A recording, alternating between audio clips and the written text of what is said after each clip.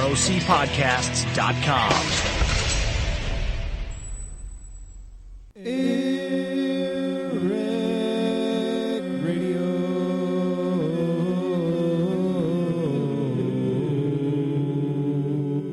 According to the Press Freedom Index, the U.S. ranks 46th in nations of free press.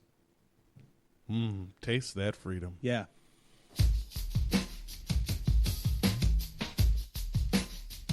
Well, here they come again. They heard that things were happening. With mics in front of faces, their lips begin a flapping. They talk about world and local news reports, and even Steph Michaels, cause she's a doggy whore. Cory says, man, it's a goddamn joke. Corruption is abundant and the POTUS is a host. Stacey says, Man, I'd like to act, but Americans are lazier than most, that's fact. so go get a bowl, a spoon, and some cereal, and sit your ass down. It's time for AirWreckRadio.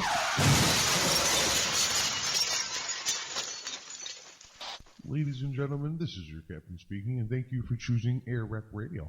We'd like to apologize in advance if there's any inconvenience caused, but we're going down.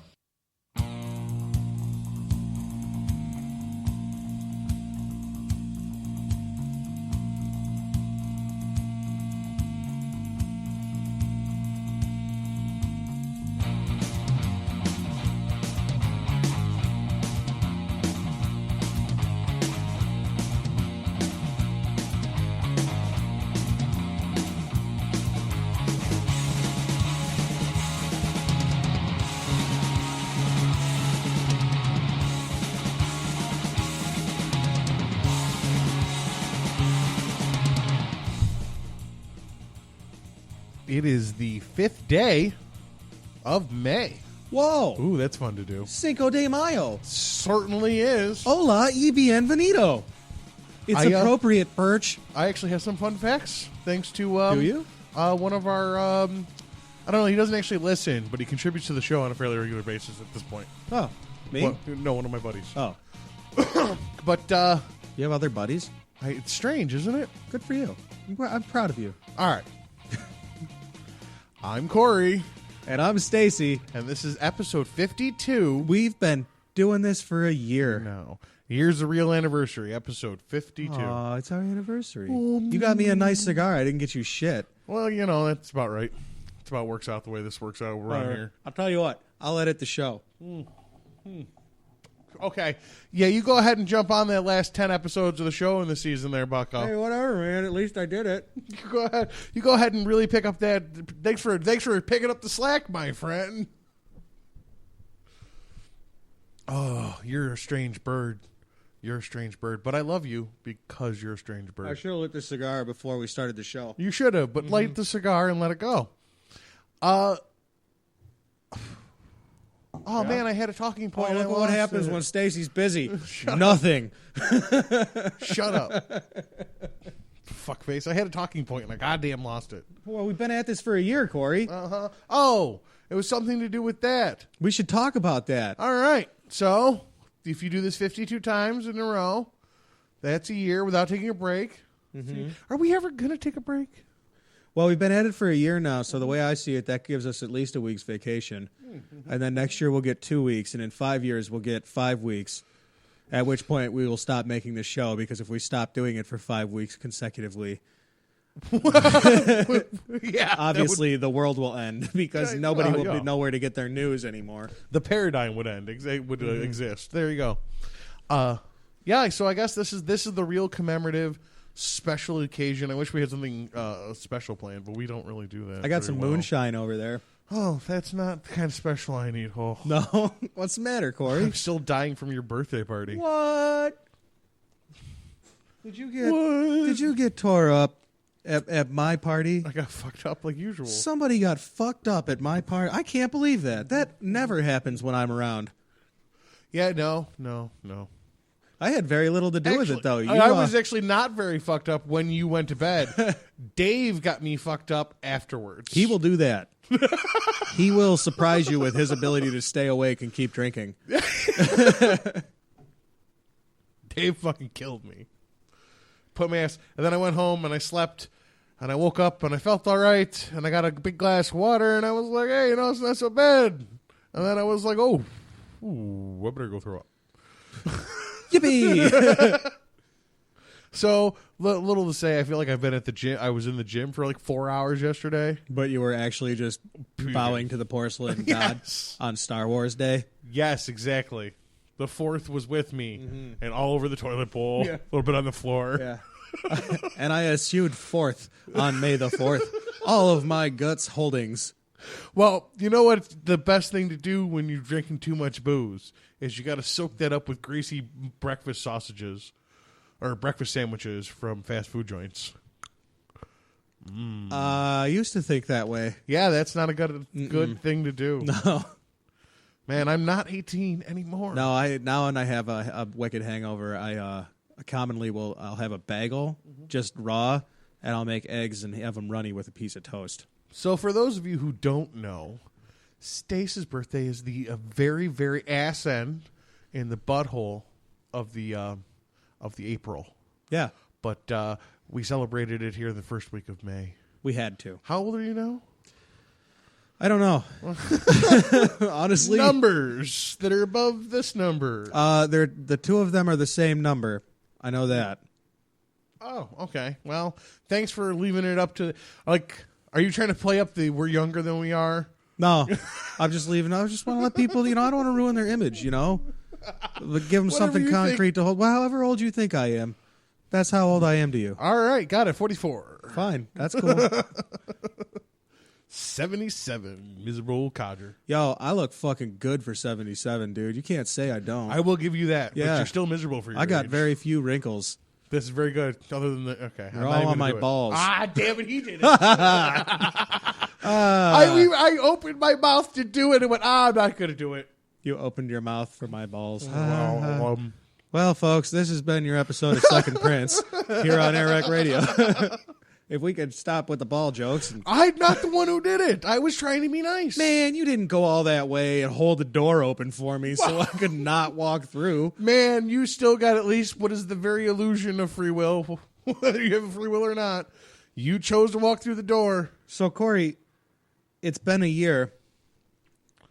If you had to list your top one favorite Never happened. news story or topic that we've covered, What do you think? Oh no. My single favorite topic covered. I'm going to have to go with our general mission statement of civil unrest. No. Not the mission statement of AirWreck Radio. Not the mission statement of AirWreck Radio or its subsidiaries. No. The New World Order. I don't know. That's a tough one, and I didn't know I was going to get interview questions. How did you not here. know that? It's the fucking 1 year show. It's episode 52. I figured we just plow through it like we normally do while we drink. Fuck no, we got to have stuff to fill up the first break with. All right, I'll tell you what mine was. I thought give me a chance to think about it. And I really thought we'd be able to string your birthday party out a little bit longer, but it didn't happen. No. So moving on. I think my favorite, I have three that really count. The argument that we had about the cops that shot that lady, the girl. Andrea Ribello. Thank you, Andrea Ribella. I will never forget her name. The argument we had after that about whether carrying a knife was intent frustrated me. Like, I listened to that show again recently, and it again pissed me off. So that definitely counts on my list. I don't know if it's my favorite, but it certainly has made an impression. The Xbox versus PS4, because that really got me thinking about what they were doing with cameras. That's a good one too. I think maybe the beginning of our surveillance coverage. That was distracting. Yeah, I should turn those off. Oh, excuse me. The beginning of our NSA surveillance coverage. Yeah. I think that was a fun one. And I particularly, more recently, because I can't remember that all well, the abortion clinic line conversation. Like that one sticks out in my head as one of we had definitely argued the shit out of that. One of our better conversations. You know, the funny thing about that argument to me is that, like, I don't really think that we were arguing so much as we were just failing to agree with each other's terms. Poor negotiating. Yeah. Got it. We hit a bump in the road over an is or then. You know what it is? I'm really going to go to, I'm going to really have to go to the general, we do this a lot, but personal freedom. What brings me there is the ROC Podfest. Yeah, that was fun. That's definitely one of my favorite memories from the year now. And the things that we covered were, it was a core example of the things that we value on the show. I think. That 15-minute show of ours was a pretty good time. We had a couple of laughs. We had some serious points. We entertained some people. I got to be a little satirical. Yeah. You know what I mean? Yeah. I think so. I think the personal freedom speech that we gave at ROC Podfest would be my number one. Word. Yeah. My third one will surprise you, I think. All right, what's that? Egypt. Really? Yeah. Though I did not want to talk about Egypt because I thought that it was... And I turned out to be wrong. ...too lofty for us to talk about. I said that, and I said, Cory, if I have to start learning about this, I'm going to keep learning about it, and I don't want to. And you know what I've done? Had to learn about it. I've fucking expanded my view of the world significantly because of that episode of this show. Like, you know why I know so much about what goes on in Russia anymore? It's because of that show. So. Yeah, well, let's hope I'm wrong about Russia, too. I was wrong about Egypt. I thought it was a sign of people showing their freedom and standing up for what they believe in and well, to some of them it coup was. against a tyrannical government.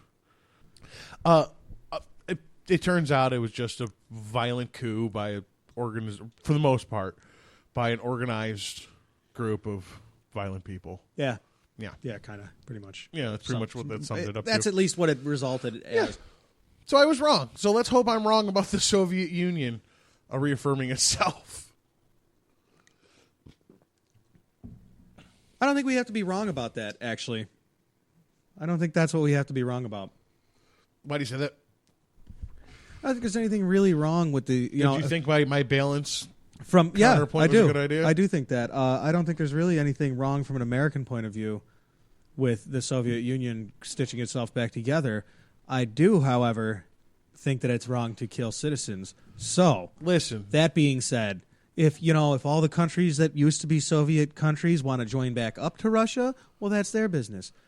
Going after them with, tanks and guns and stuff, that's sowing seeds of discontent by putting military people in police uniforms and having them police civilian populations with brutal tactics I don't think that's good at all.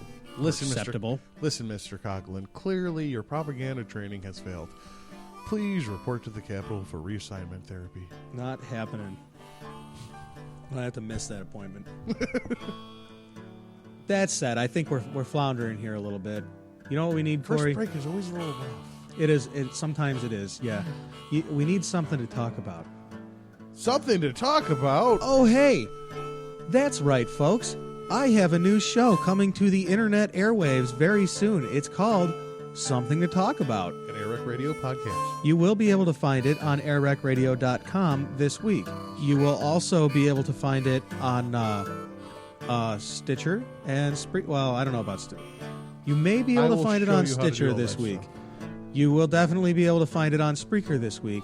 And I will post it all over the Facebook that my new show is up. This week on Something to Talk About, Tammy and I, my wife and I, sit down and we talk about minimum wage in Seattle. I found a news story about a $15 an hour minimum wage going into effect in Seattle. Oh, yeah, that's going to fix it. Hey, man, that's another show. It's something to talk about. So, for this show, I think it's time for a break.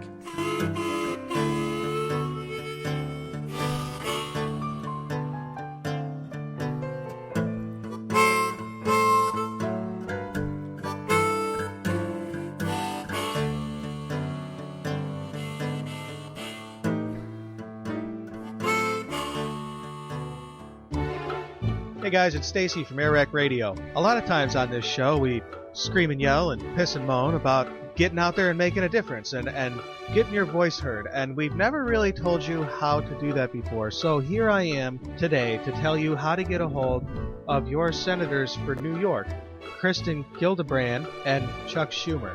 For Kristen Gillibrand, you can send mail to 478 Russell Senate Office Building, Washington, D.C. 20510. Or you can call at 202-224-4451. If, like everybody else, you want to use the internet, www.gillibrand.senate.gov/contact. Contact these people and tell them that you want them to quit their jobs. We're going to need to tell them how to contact Chuck Schumer, too. 322 Hart Senate Office Building, Washington, D.C. 20510 to send Chuck Schumer a mail. Maybe some flowers. 202-224-6542 to give him a buzz. Or you can email him www.schumer.senate.gov/contact/contact_Chuck CFM. AirWreckRadio does not condone or endorse sending anything in the mail besides paper and pen. That's a good point, yeah. Why would you send the pen? I ink, I guess. So that's been our PSA about how to get a hold, folks. Hey everybody, welcome back to AirWreckRadio. We are going to talk about some news stories now. It's time for Headline News. Headline News. Tonight in the headlines, once again, Cory and I failed to discuss exactly what story we were going to start with. I was just thinking that. Though we did talk about it, we did not make any decisions. All right, then I'm making the decision. All right, well, I made the decision last week, so that's fine. You start. U.S. Attorney General says banks may face criminal cases soon. This seems believable. Oh, yeah, let's hold our breath. Ready? 1, 2, 3. Let's read the story. Washington. The U.S. Justice Department is pursuing criminal investigations of financial institutions that could result in action in the coming weeks and months. U.S. Attorney General Eric Holder said in a video, adding that no company was too big to jail. Unfortunately, we That's cannot a lie. jail companies. You can't put a company in jail. Well, you need to take the people in charge of making the decisions that were criminal and put them in jail. This is an excellent segue. I believe Too bad it was I'm in the getting a little paragraph. ahead of things. Yeah. Excellent segue. Too bad it was in the first paragraph.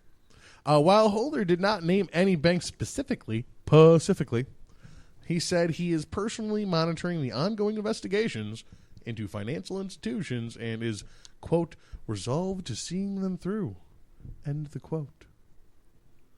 I probably went on to say something stupid like, I intend to reaffirm the principle that no individual or entity that does harm to our economy is ever above the law.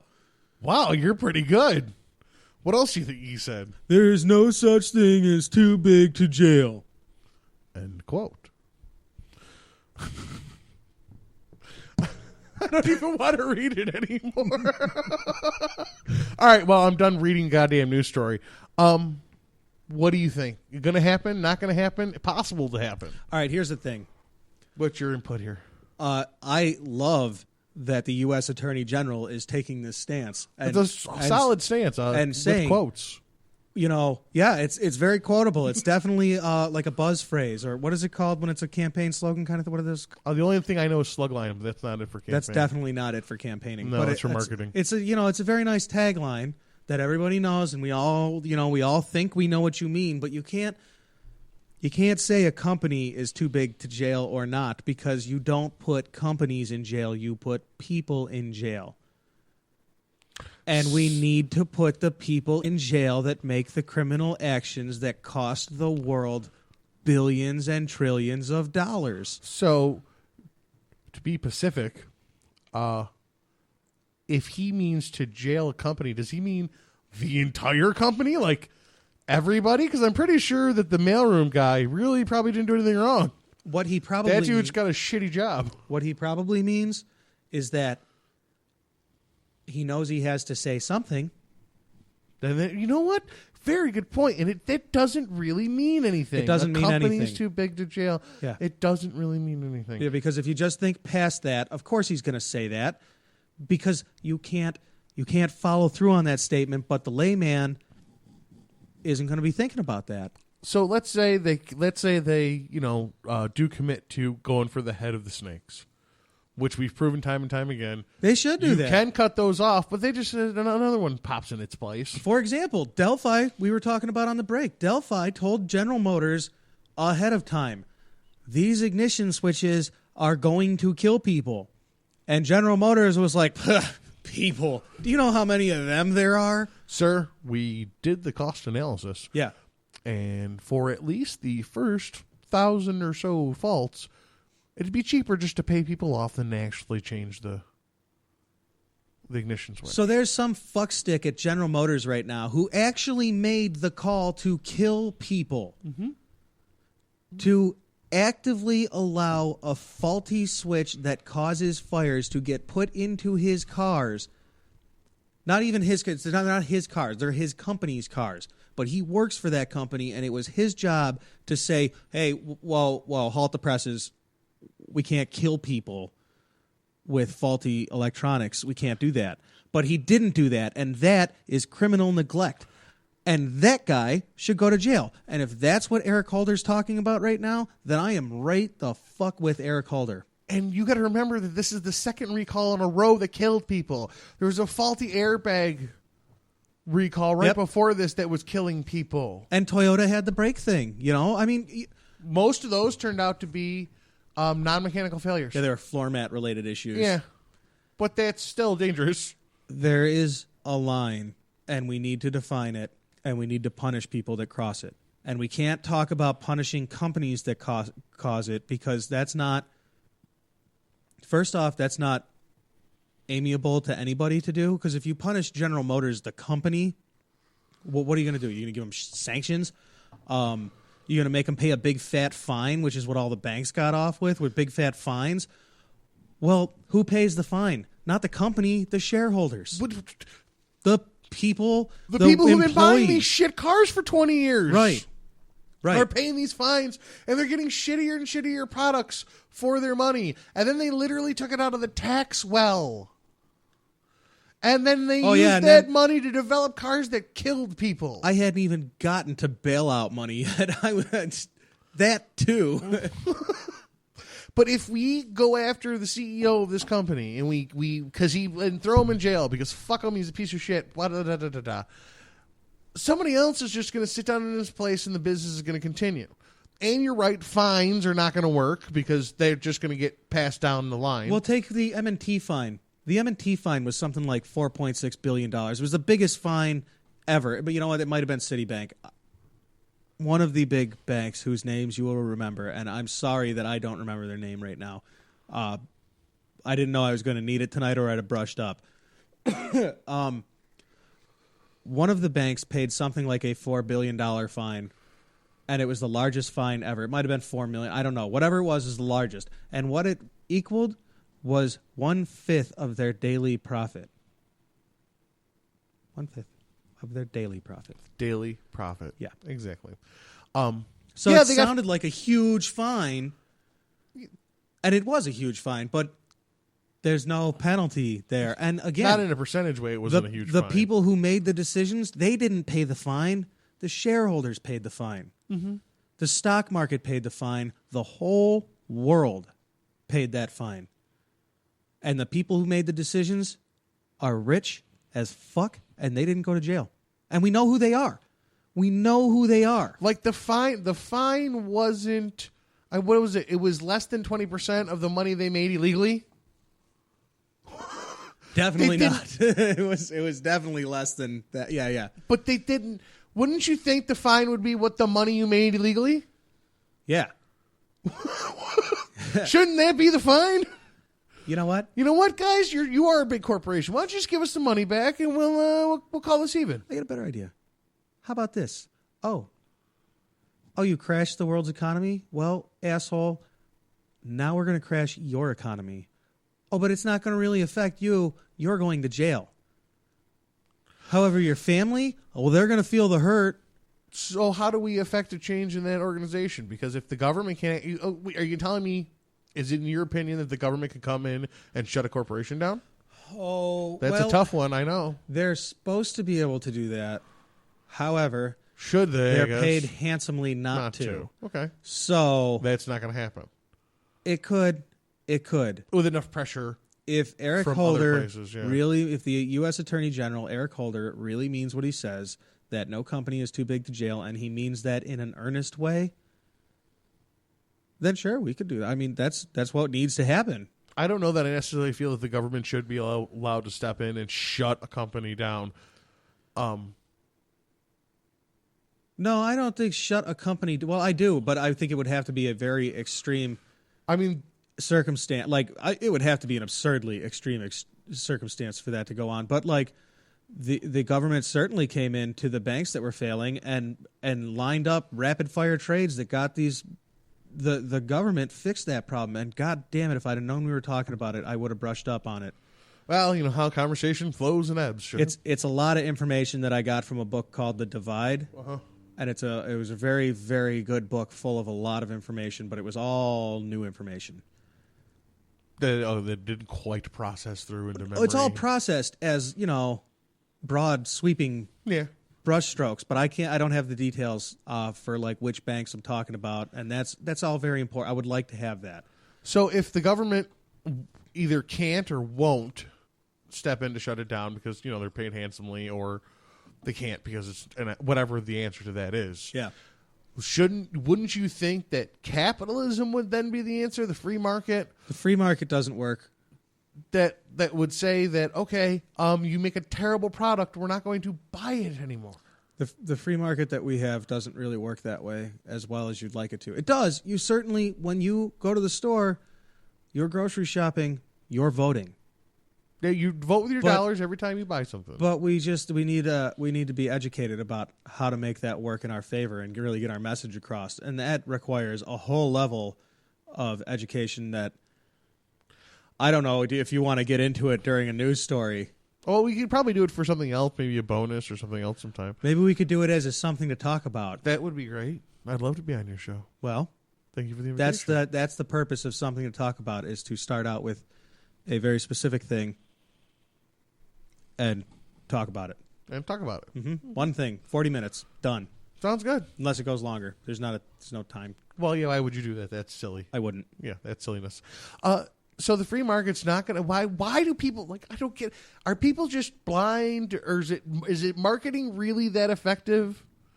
What is that the populace is still buying stuff that is clearly no good? With a lot of stuff, it's lack of...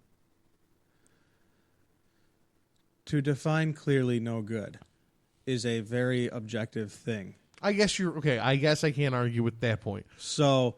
You say clearly no good. Well, people have always been saying, Ford people say Chevy sucks. Chevy people say Ford sucks. Well, how do you determine what's the best car, for example? How do you... There's not one single company out there right now. There's not one auto manufacturer whose creed is to make the very best car for everybody. That's not what they're trying to do. So how do you define who's the best car maker? In my opinion, or in an actual objectable, measurable thing, I don't know how you would measure something like that. I guess spoonfuls. Maybe how much of an impact you've had on the world's economy, and most specifically the country's economy. To what level have you affected things, and to the position you are in now? But does marketing actually affect the quality of your vehicle? It affects people's perception of the quality of your vehicle. It does that. That's for damn sure. And there... But see, here's the thing, because it should on a free market. Things like these dangerous recalls should count against you, and it should in the free market, because you think people would do their research and find out that there's dangerous recalls on these vehicles. I mean, people don't know what's in the food they eat for breakfast. They're not doing the research. I don't know. Maybe it's just the customers that I have. They're very well researched. Oh, they're out there, especially when making big purchases. People think their research is up, and I'm not saying that it's not. I'm not saying that it's not. But you research to find what you want to find. I guess that's a fair point too. That's why things are supposed to be out for peer review. Like, if people were doing honest research, they wouldn't accept anything with less than 45 miles to the gallon. And there'd be a better demand on the free market for that, because people would demand it. But they don't, because they can't. If you need a new car, you need a new car. So you got to take what's on the market now. You can't say, "Dear GM, I would totally buy a car from you, except that all of your electric cars are fucking crazy expensive." And Lord help you if something breaks. Oh, and also the fire department will not spray water on that bitch to put it out if it's on fire. They ain't going near it. Nope. They'll just So, let it burn. Have fun burning in your Chevy Volt. No offense, Chevy Volt. It's a cool idea. Yeah, the design is pretty interesting. It's a nice car. Yeah. And it's, it's all electric. Till it That's kills cool. you. Thank you, Chevy, for continuing to take my money and kill people with it. I really appreciate it. The loophole, especially with car dealerships, or with not car dealerships, with car manufacturers, is that, of course, some of their vehicles are going to kill people. People die in car accidents. There's really no getting around that. That's always going to be a thing. Even when the cars are driven by the cars themselves, running the super best, awesomest thing, shit's still going to break. It's still going to happen. There's no getting around it. So you just know as an auto manufacturer that some of your cars are going to kill people. But there is a difference between that knowledge and the sure and certain knowledge that your parts manufacturer said this shit is going to kill people, and you were like, nah, bro, it's cool. That's what I'm saying, man. There's 7 billion people out there. We can kill a couple of them. Nobody's going to bat an eyelash. If there's I can't scream enough about this, and I don't want to just dwell on it. I mean, millions of people have lost their jobs in this country because of your actions. My actions? GM's actions, General Motors. Oh. Because of their actions and their business ethics. Because of their employees' actions, their CEO's actions, not the company's actions. Companies are not people. They cannot. Well, this is an important thing. I can't argue with you. We need to stop anamorphizing. We need to stop giving human characteristics to non-human corporations because the Supreme Court started doing it, and that's a risky ass practice because if they have rights and can't be punished, aren't they gods? We don't want that. Well, I mean, all right. Well, okay. You're right. I agree with you. And just for a half a second, I want to pick just a half a nit with you. Just to be clear, you're right. You agree with me, but you still feel the desire to argue about something with me. Welcome to AirWreckRadio. Why else would we do this? I know. If they have the rights of a person, they should be able to be punished like a person. Except that... How do you do that is that's the question. It. That's why you can't give corporations the rights of humans. That's why you can't do that, because then you can't... There's no keeping them... You can. I mean, how do you like we said now earlier? How do you put gods. them in jail? How do you? And you can't kill them because you can't cut the head off, or none of that doesn't work. Now they're gods. So I would be doesn't work. Very interested to know how U.S. Attorney General Holder intends to go about. Well, torches and pitchforks. That's the only answer. Whatever.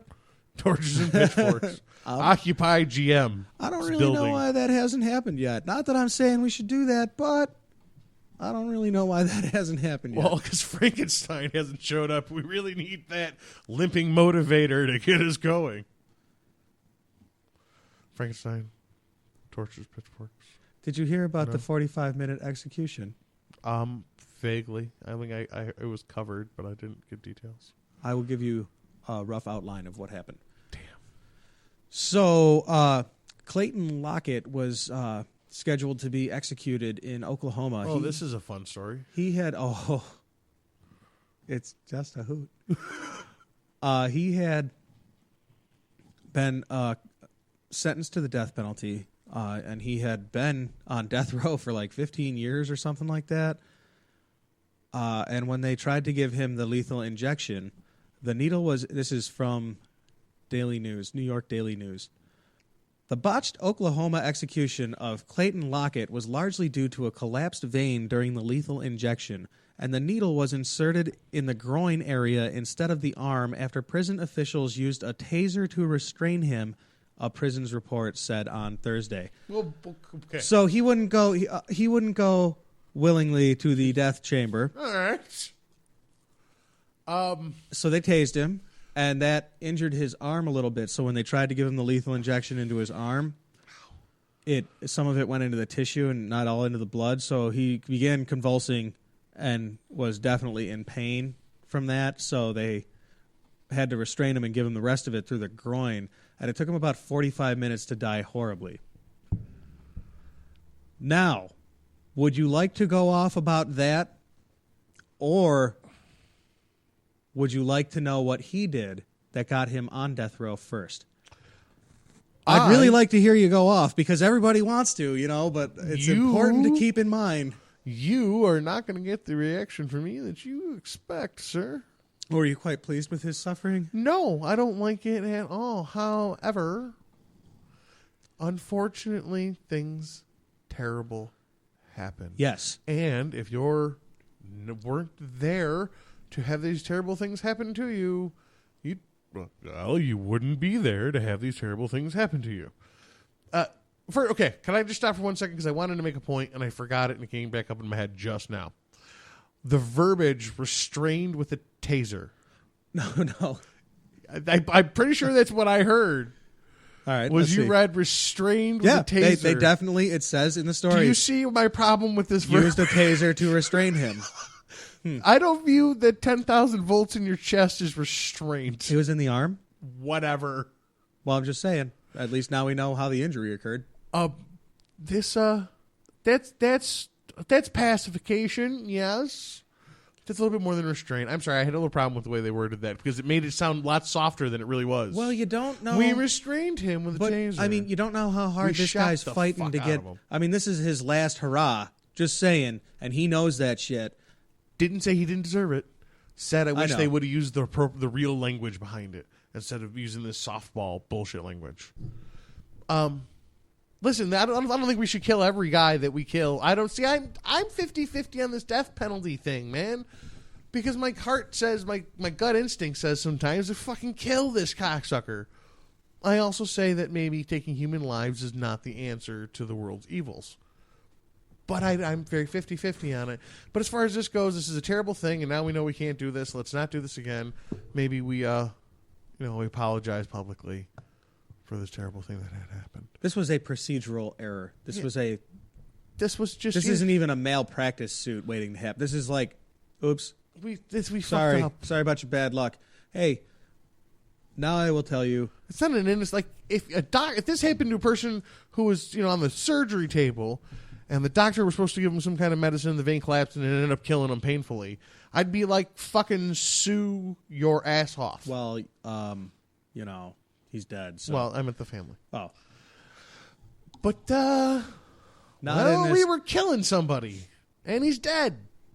So this news story was all over the 24-hour news sites. I mean, as much as it could be with all the coverage they're still giving to that Malaysian plane, and now there was a ferry that tipped over, or another cruise thing, or there's just all kinds of goddamn tourist things that are going on. Folks, be scared. Stay home. Don't go on Asian oceanic stuff. Don't do it. You saw Lost. I saw Lost. We all know.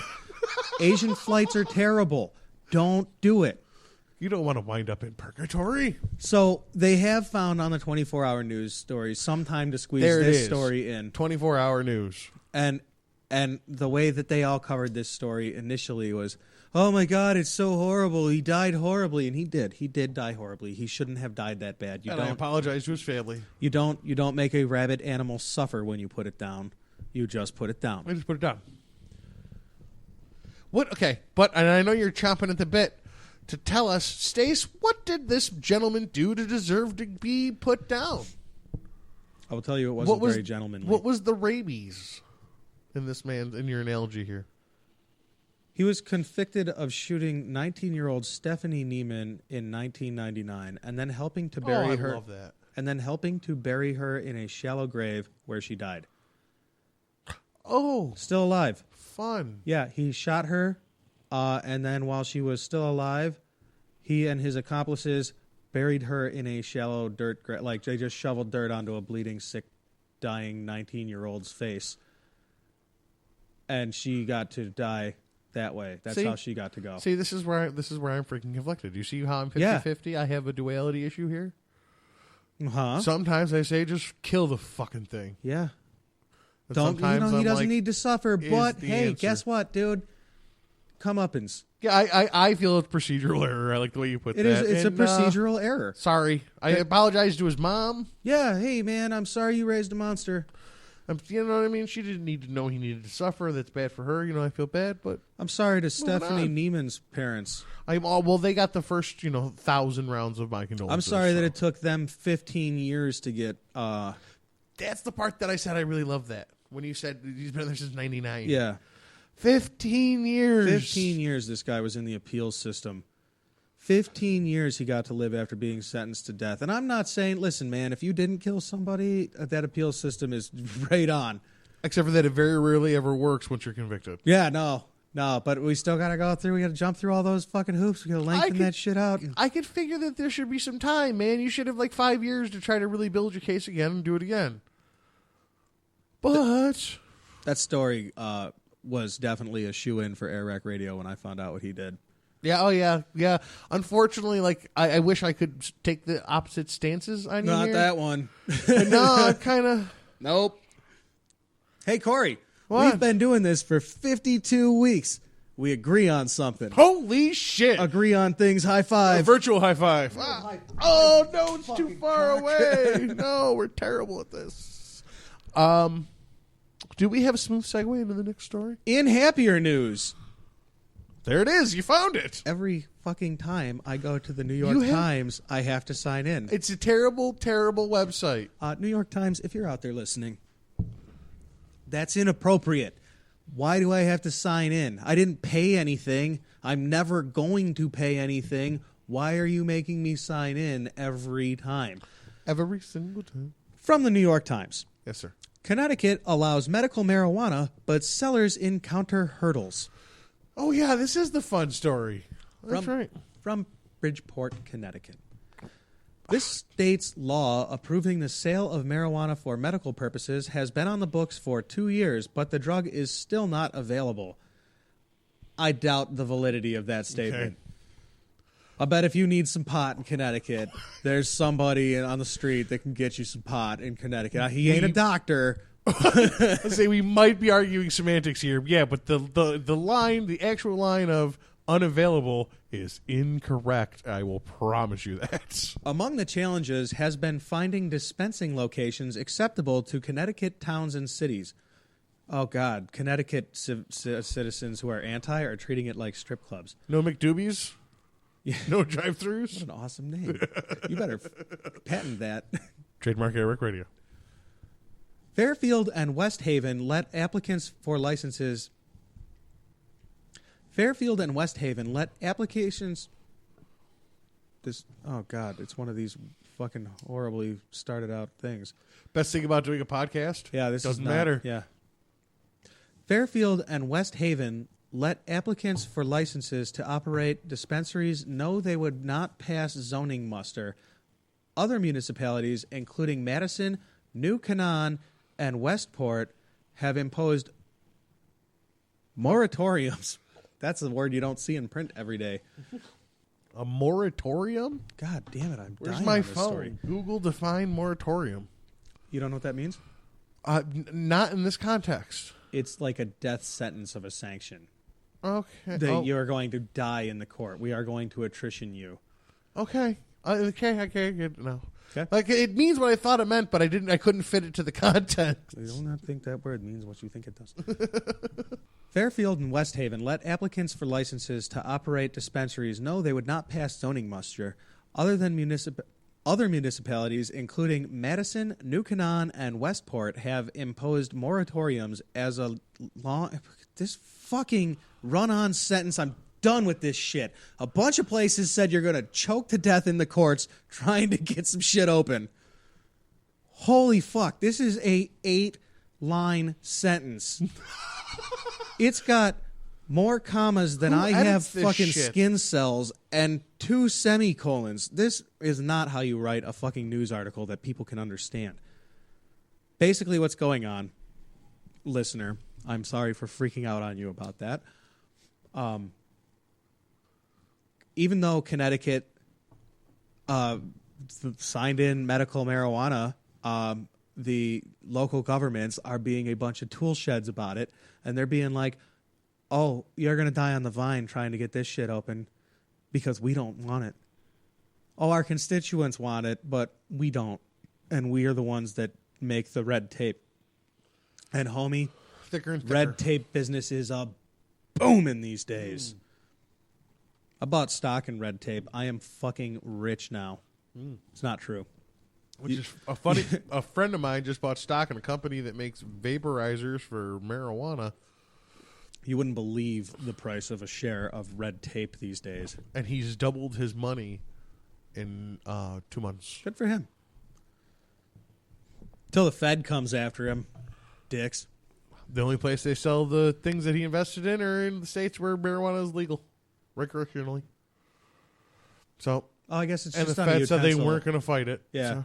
Well, Yeah, you can buy utensils here. They said that. Did they write it down? Oh, you know what else they wrote down? The Constitution. They said that too. Oh, good point. Yeah, about that.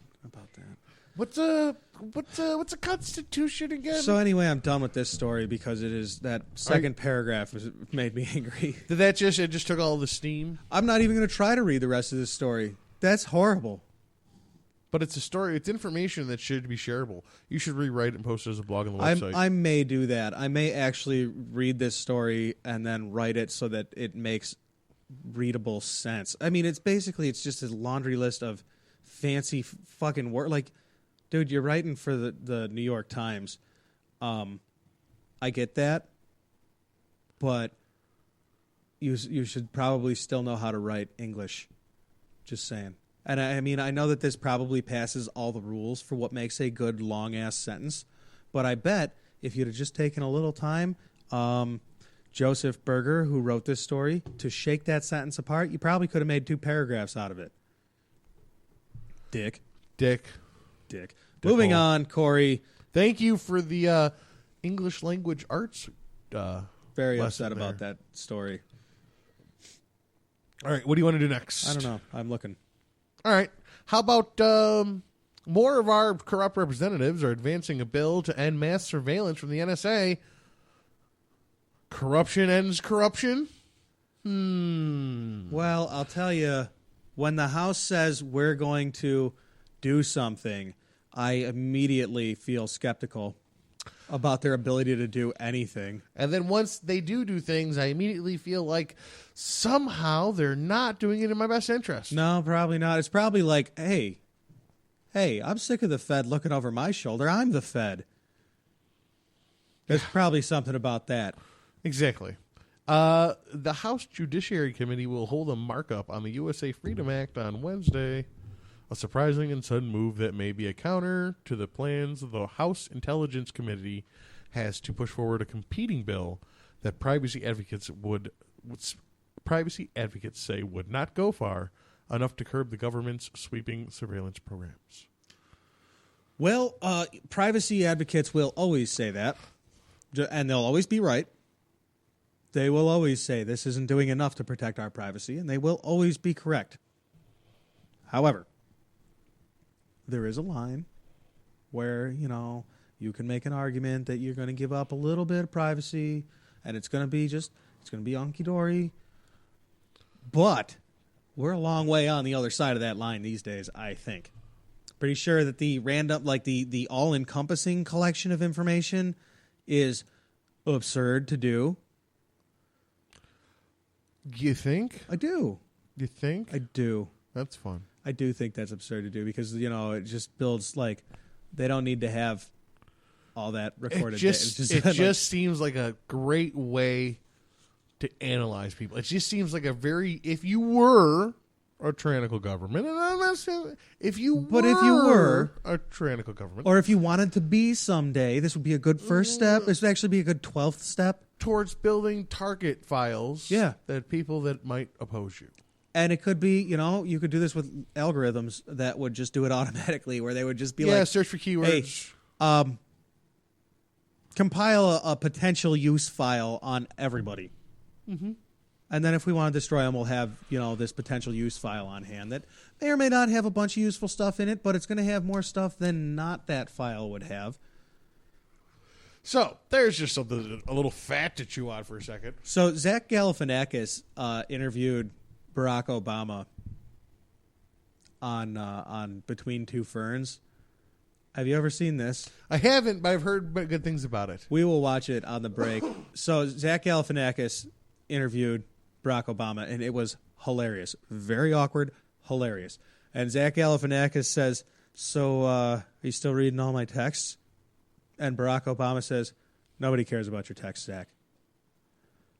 And I was like, well, then why are you fucking recording them all, Barack Obama? Exactly. If nobody cares, it's not the fact that nobody cares. I care.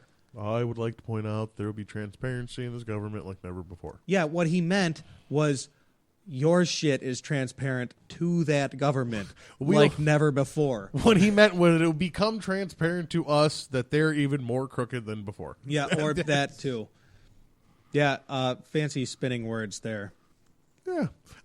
You want to hear a big surprise? You want to see something that's really going to blow your socks off that you never saw coming? I'm not really sure. The Freedom Act, which is what we're talking about, the surveillance bill. Yeah. We should definitely need to have an act for freedom. The Freedom Act is sponsored by Republican Jim Sessenbrenner, the one-time mastermind behind the post 9/11 Patriot Act. Oh, good. He's got a thing for names. He really, Hey, really those are does. two Jeep vehicles, the Freedom Act and the Patriot Act.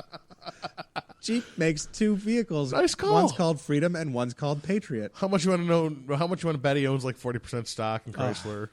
I don't want to bet.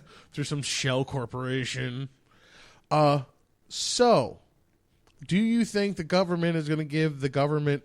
I don't even know. Like, is this real? Is this even going to really? Is this just a news story? Like, would they even do something like this? Well, we'll never get to know.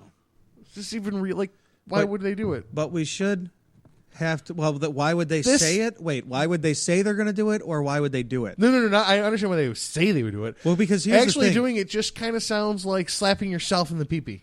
The thing with I said pee-pee. See, I'm getting classy. the thing. Okay, all right, I guess it's not even that though.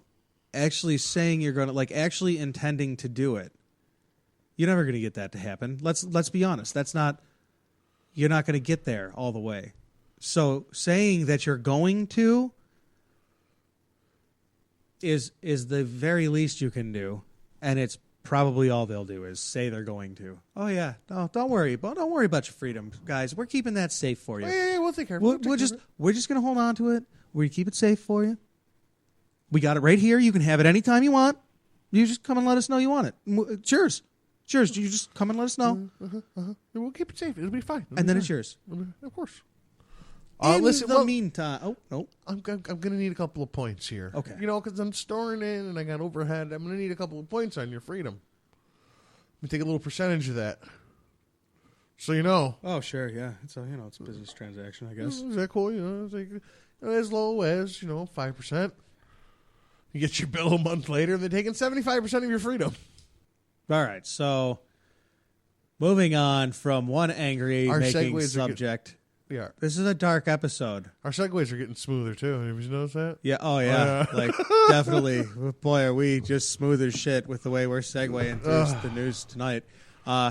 Basically, here's a flow chart of the show. We start out in each news story by reading a little bit of the story, and then we get angry about the story, and then we decide that we're so fucking angry with this story, the only thing we can do is move on to the next worst story. And that brings us to the end of headline news, where we have the worst story of the week. We always give them the worst story last. Because we don't want to piss them off in the first break, or the first news story. Whose story are we using? Yours. Boko Haram on Monday claimed responsibility for the abduction of hundreds of schoolgirls in northern Nigeria that has triggered international outrage, threatening to sell them as slaves. I've abducted your girls, the Islamist group's leader Okay, ready for this one. Okay. Abu Bakr? Is that what it is? Abu Bakr Shaku? I don't think that's how he says it. Said in a 57-minute video obtained by AFP referring to the 276 students kidnapped 3 weeks ago from their boarding school in Chibok, Borno. So, what do you think is the worst part of this story so far? Is it the kidnapping close to 300 schools or girls from schools where they just wanted to learn Successfully and easily? or is it that they want to sell them as slaves? See, this is the kind of thing that makes you just lean towards not liking Muslims, but it's not all Muslims. Keep that in mind, folks. There are some not all Muslims are these Muslims, but this shit is ridiculous. Sell them as slaves. Girls going to school. Just forgot they just wanted to learn, and these fundamentalists, they fucking animals. They just.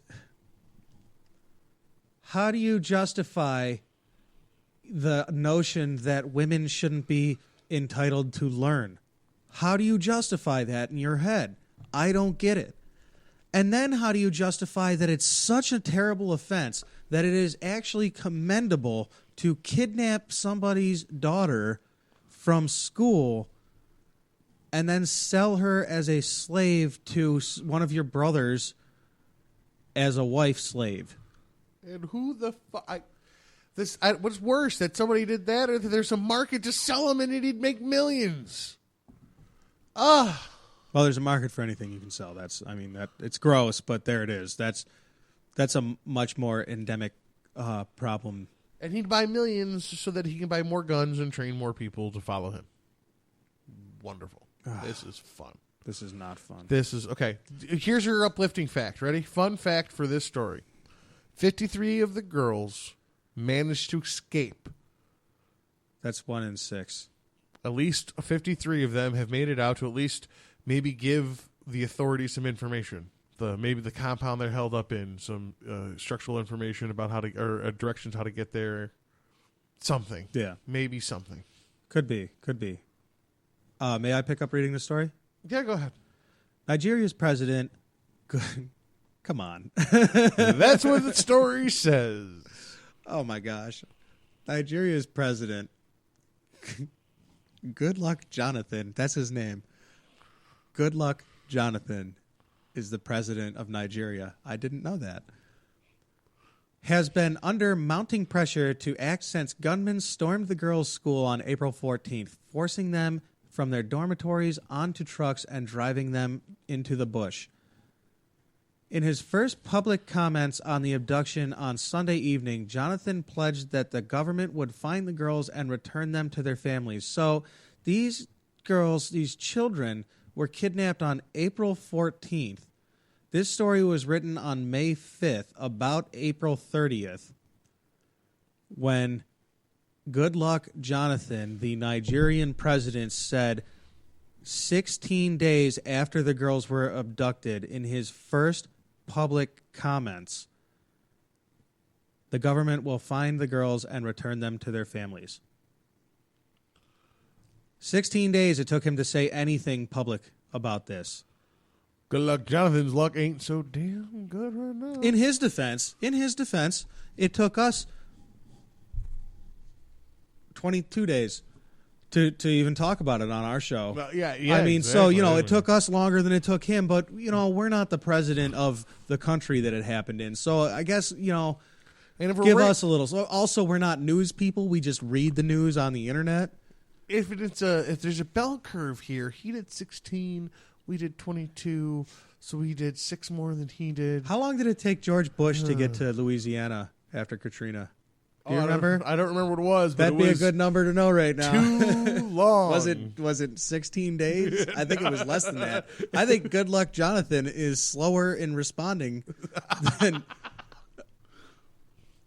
Goodluck Johnathan. He says. Ridiculous. he says, this is a trying time for this country. It is painful. Adding that he sought international assistance, including from the United States, in tracking the country's security challenges. When has it ever been not a trying time for Nigeria? I don't know the answer, but I mean, for any country, it's always a trying time, homie. Do better. We're going to do something. I guess my answer would be since there were people to realize that the times were trying. Because before that happened, it was just life. Yeah, it was just the times of the times. Yeah, exactly. It's how things work. What a horse shit statement. This is a trying time for this country. Mm-hmm. Yeah, because I've been trying to talk about it for 16 days, but the news wouldn't let me put it on. Yeah, is that what he means? Is. I don't think that's it. 16 days it took him to talk about. It means he's losing control. And 23 girls abducted from a school. That's not a small number. Disgusting. I just, you know, it makes your American perspective seem strange. I mean, it just wouldn't happen in this country without major military action. I mean, they'd send the fucking Air Force after these people. Well, what they would do is actually they would arm the police with Air Force planes, and then the police would have Air Force planes from now on. And we'd all be like, wasn't that a great idea? They have jurisdiction to use it. Right, exactly. And then you'd have SWAT Harriers patrolling downtown Rochester. I know how you feel about that when it's just SWAT trucks, and I'm with you more than I used to be. Where would you put the lights? You do a siren. Boo! It's a crank siren. Now look right here. You got a fucking pilot Barney Fife climbs out of this shit and puts his missiles on while it's hovering because Andy doesn't let him keep them on the plane while he's flying around. He just got the one missile he keeps in the cockpit with him. If they start using police Harriers, I'm going to adopt the tone of voting with some bullets here. I'm shooting at the police Harriers. You know that law, the drone? Who was it? They put out the bounty on government drones. It was a municipality. It was a town. Oh, that was in Arizona, I think. Whatever it was. Well, and I thought that it was a little silly. Guess what? What do I get for shooting a Harrier with an RPG? Yeah, but you wouldn't want to do that because, you just wouldn't want to do that. Yeah, no, that would be dangerous. It'd be a bad idea for everybody. Because first off, if you shoot a Harrier down, where's it going to go? On top of you. On top of people. Maybe you. Yeah, exactly. A little selfish there. On top of you. Where do you think they would put the lights on a Harrier jet, like the siren? They'd have to build it into, it's aerodynamic, so they couldn't just slap a V-bar on the top of it. It doesn't have to be aerodynamic. It hovers, for fuck's sake. Aerodynamic it's a perk. I don't know. Build them. You can see the bottom of them. They're probably not going to have lights. You know why? They're probably going to paint them black. Oh, they're going to be stealth Harriers. It's going to be hard to sneak up on somebody with a Harrier. But that's what they're doing with all the law enforcement vehicles. They slowly make them darker and darker and harder to spot. Why wouldn't they do that? The SWAT trucks and the armored trucks, as they pour it into the cities, they're not well adorned with lights. They got one little dash light so that they can zip through traffic. The rest of it is black. A flat black usually too, so it doesn't reflect sunlight. That's Agents of S.H.I.E.L.D., dude. That's not real cops. No, that was the You're thinking of X-Files. I described the armored trucks from the Boston incident. I know that. Yeah, sure did. And you know what? We had a perfect example of it right here in Monroe County when the cop cars, they've all gone black. And the reflective stickers are now smaller. Yeah, that's true. That absolutely happened, and it's happening all over the nation from what I hear. Well, that's to catch speeders and other people who aren't real criminals and attach them with That's to, assign guilt Histories, to people. yeah. Not guilty. be there to help and protect people. Hey, speaking of assigning guilt to people, We're good at that here at AirWreck Radio. listeners, here comes your AirWreck Radio guilt trip. We've noticed that you haven't been tweeting us. Oh, no. Have you been tweeting that whore mental overload show instead of us? Those whores. Hussies. Those gutter sluts. Tweet them too. But homies, tweeting's free. Tweet AirWreck Radio at AirWreck Radio. Tweet at AWR Stace Ghost or at C-Pain Run. While you're tweeting us, say something funny. Say something you wish we would talk about. Give us a news story. We actually do listener news stories. Make our content for us. When our listeners post interesting news stories, we read them. You know what? You can even stick 2 at mentions in a tweet. Yeah. So you can do those mental overload show boys, too. Yeah, you can even do them right with us. We'll just do a group style. It'll be nice and fun. That way everybody gets a little taste. I mean, they're already whores, so, We want to be whores. yeah, we just want to get in on the action. While we're getting in on the action, why don't you enjoy some nice break time?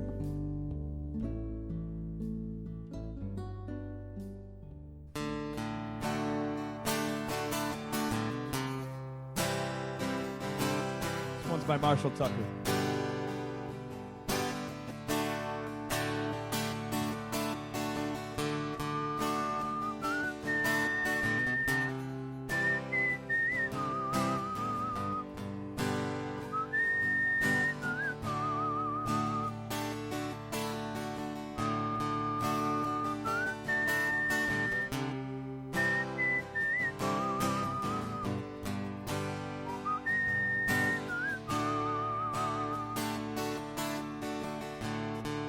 Take a freight train down to the station, Lord.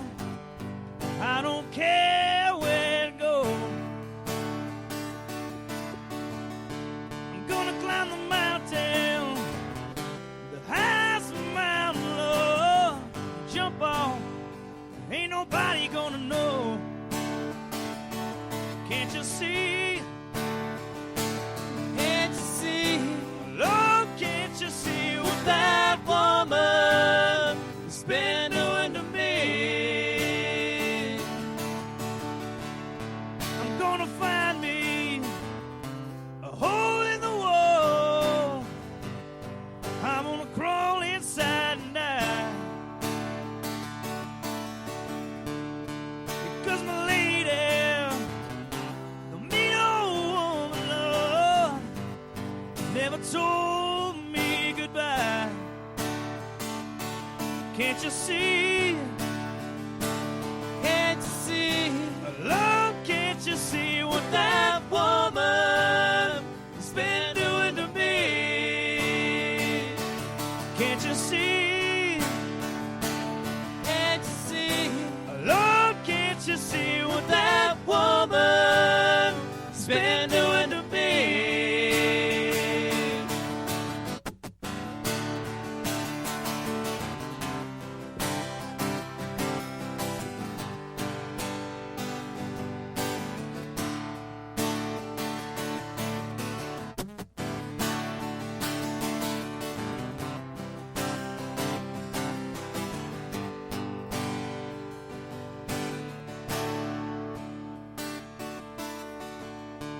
Gonna buy a ticket as far as I can, and I ain't never coming back.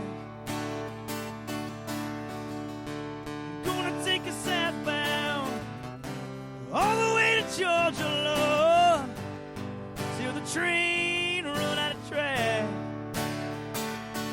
Can't you see? Can't you see? Lord, can't you see what that woman's been doing to me? Can't you see? Can't you see?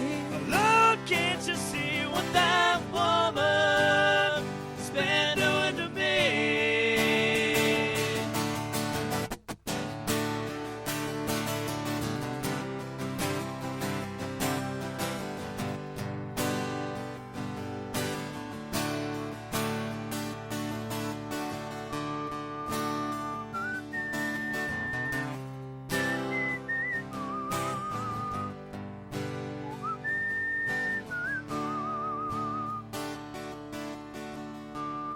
My bring back.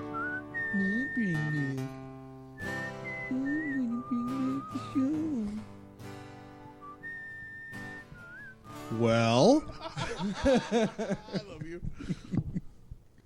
Thank you for sitting through another break here on AirWreckRadio. And thank you for supporting us in all the ways that you do, our loyal wreckheads. Remember, you can always support us with your dollars and bitcoins hey, at AirWreckRadio.com. before we went to this break, we berated them for not tweeting us. I just threw a side one in there and moved on. I mean, it was very nice of you to thank them for their loyalty, but I just yelled at them for their disloyalty. So I'm feeling like you just kind of threw me under the wreck bus a little bit there. Yeah, well, you know, sorry. That happens. I got my CDL recently. See that? Boom, boom. Yeah, all right. Listen, when I run over you with the bus, I don't do it intentionally. You will know if it's intentional if you hear the backup alarm. That's when you know I really meant it. All right. So I had one more news story I wanted to do to lead us off here at third break. One more story. I wanted to get it local. I wanted Wreck to keep friends. it local. We have one more story for you. And if you're not local, if you're one of our long-distance wreckheads, yeah, I'm sure the principles will still apply, even though you might not be familiar with the names. And if you're one of our Spanish-speaking wreck heads, remember, AirWreckRadio comes with closed captioning. See, it's right there. Mayor Lily Warren has decided to pursue a high-rise proposal at the Port of Rochester. Yo, Mayor Lovely Warren needs to get to... I'm sorry to interrupt you real quick. Not a problem, my friend. But she needs to get down with Lucky Johnson. Good luck, John. Goodluck Johnson. Good luck, Johnson. These two definitely need to get together. Has decided to pursue a high-rise proposal at the Port of Rochester, and soon will begin exclusive negotiations with the developer. A high-rise at the Port of Rochester, huh? I always really enjoy that name, the Port of Rochester. It really implies something that doesn't go on there. Shipping. Trade. Yeah. All right. Separately, Monroe County Parks officials will open bids next week on the main components of the new pumping system to clear smelly and unsightly algae blooms from the shore of Ontario Beach Park. Stace, And do what with it? I don't really know. Okay. Doesn't say. Stace, is algae a plant? Yes. I think so. It's sort of it's a single-celled organism that clumps well.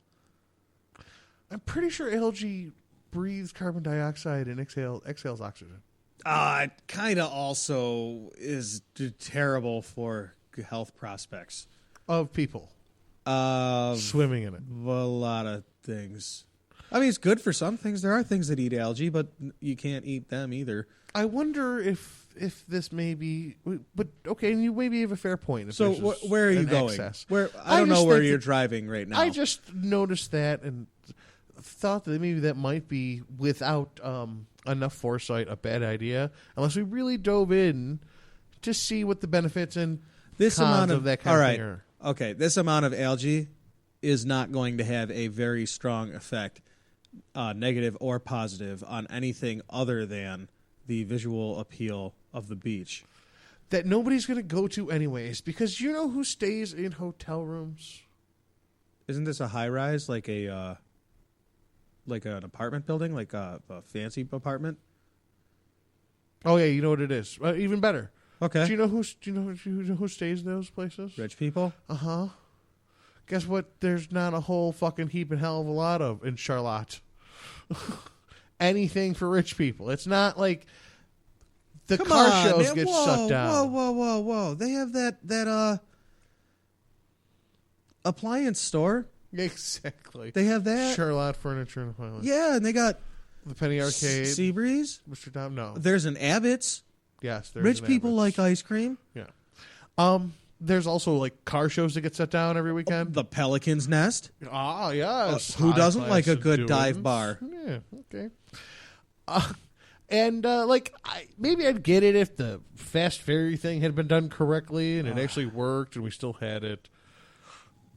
Maybe I might get it, supposing all those fantastic things actually happen. This is a terrible idea. Okay. This is a terrible idea that's going to fail. It's going to cost millions and millions of dollars. And guess what's going to happen? In 10 years, we're going to be wondering what the hell we're supposed to do with these stupid buildings. Oh, we're going to sell them to that guy who didn't do anything with the Irondequoit Mall. The Melody Center. Yeah, Medley Center. Medley Center. Yeah, that's what it is. Here's my real... That's all he did was gave it a different name. Let it go to hell. This is a terrible idea. This is going to be a wasteful... This is not going to help the economy there at all. I don't really like high-rises, especially like standalone high-rises in an area where there's not... like. So the port of Rochester is kind of a small port, and high-rises are very obstructive. And when you build them near water, it's kind of a bad idea, given current, weather patterns and the fact that we can't climate really change. trust shorelines to stay right where they are for some time yet. It seems like a bad idea to build high rises, but that's, you know what? There's probably engineers out there that would make a very compelling argument that says that that's completely sustainable and it's okay. So I will yield the floor to them. Cory, why do you think this is a bad idea? I think it's just, I think I've already made my point. They're going to spend millions of dollars for nobody to be able to afford to move into these things, just like the stupid Fast Ferry, because they're going to make them too fancy. That you had some other point. Oh, well, what I was moving on to say was that they're not even going to build this thing with local construction company. Hubba, what? They're going to hire a construction company called Edgemere Industries. That's what Super Grover 2.0 says. Out of Michigan. Michigan? Trying to tell me that there's not Rochester companies that couldn't handle this gig. Of course there was. What that means is they couldn't beat the bid. So what that tells me is that the companies in Rochester couldn't afford to pay their men what they need to and women what they need to and buy the materials and pay the taxes and all that here in Rochester. Maybe they were all busy. And it was more affordable in Michigan. Maybe they were all busy meeting the road construction quota that goes on between mostly state work south of the Thruway and Pennsylvania on 390 every year. Mostly state work. This was a city project. Oh, this was an internal. Yeah, this is a city project. All right, so instead of paying a Rochester-based firm, we're going to pay a Michigan contracting corporate. Hey, you know what? Michigan needs jobs too, I guess, but so do we. So I'm pretty sure we could probably use those jobs too. I mean, how much more could it have been of a wasted money already? $16 kabillion. To been able to keep it local. $18 kabillion? It might seem like it's awfully hard to affect an economy when you're thinking about an economy on a national scale, which is what you're kind of programmed to think, actually. But if you think about it on a micro scale, it's quite easy to affect your local economy. Yeah, this could have been. This is the kind of things that do that. Well, and I mean, and in all likelihood, they will hire a bunch of local subcontractors, but they've just elected for one non-local overseeing contractor. Who's good? It's a GM. These are GMs. They wouldn't have hired the subcontractors. They would have just hired a GM company, a general construction company. Okay. A GC is the word I was looking for. I was saying GM because of my rant earlier. But that company is going to hire subcontractors, right? Oh, yeah, of course. Those are probably going to be local.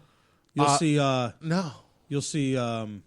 what is that? Who's that orange? They have all orange equipment. They put a pothole in my front yard.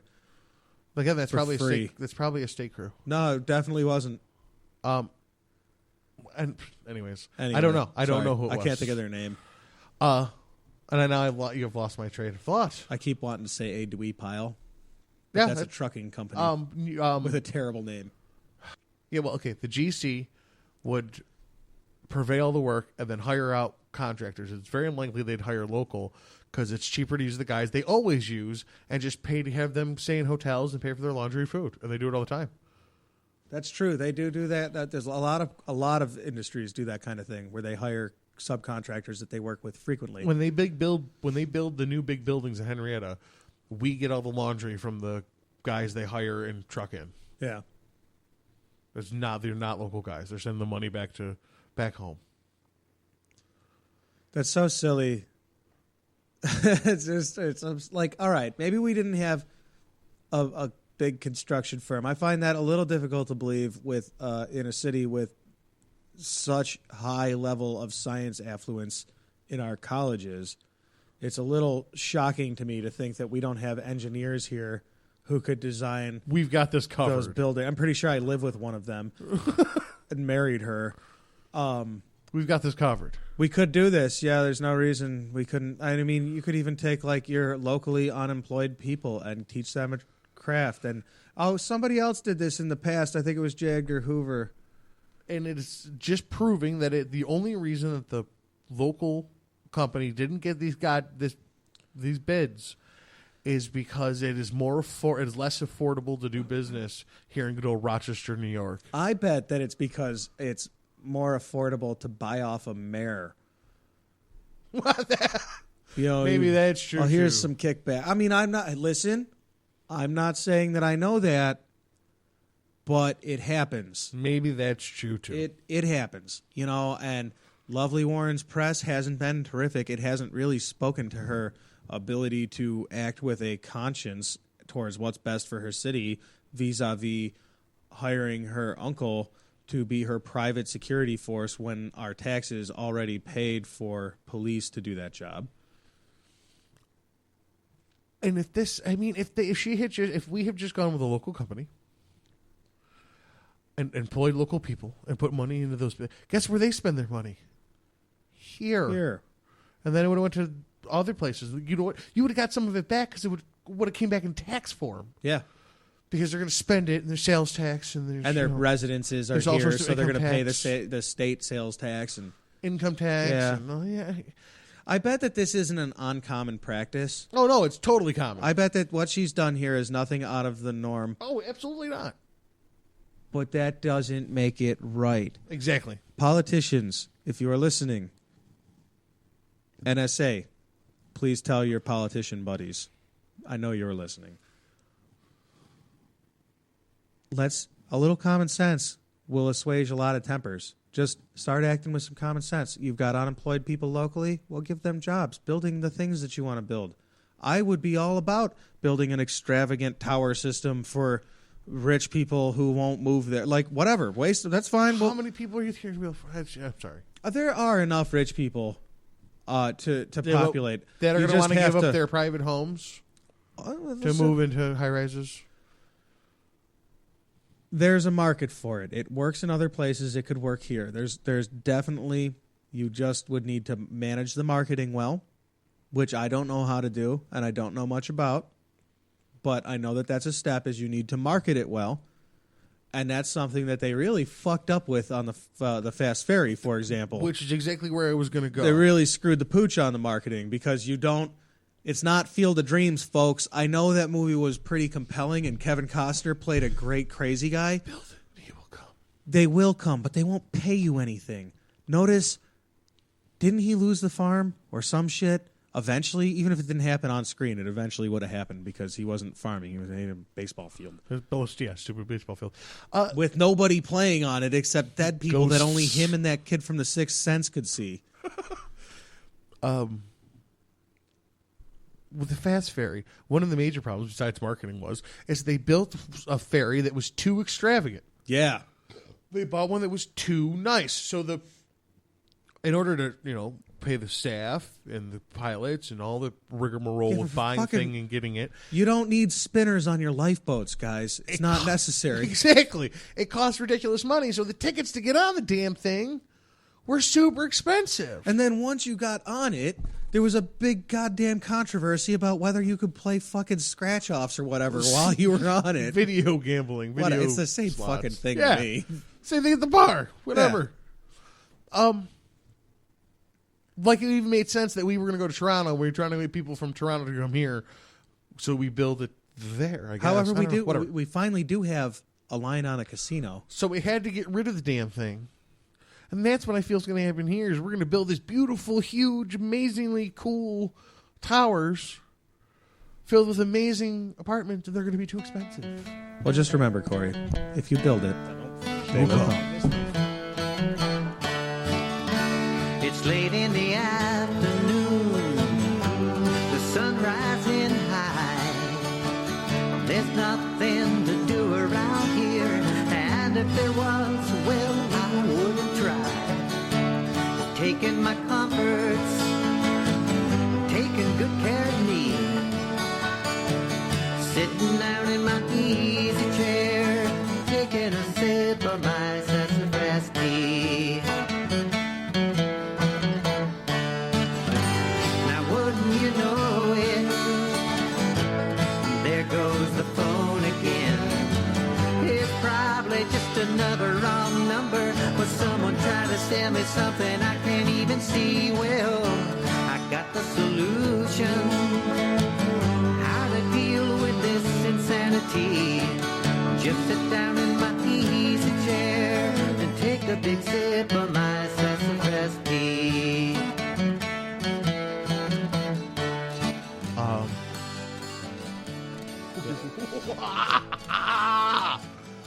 Excellent podcasting skills. Yes. Cory has slain a mosquito. Yes. Plucked it from the midair. It's called Post. Fuck that. That's the name of this episode. Slaying the mosquito. I guess I should shake a leg, climb in my car and roll downtown. Check out the city lights, all decked out in a tux and a tie. But I'm sitting in my easy chair, taking a sip of my sassafras tea.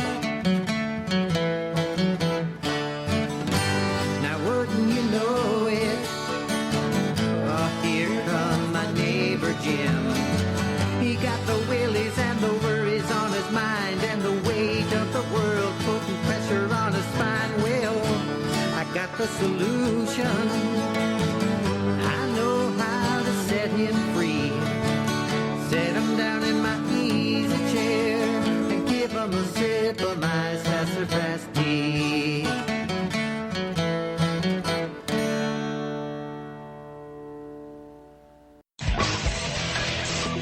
ROCpodcasts.com.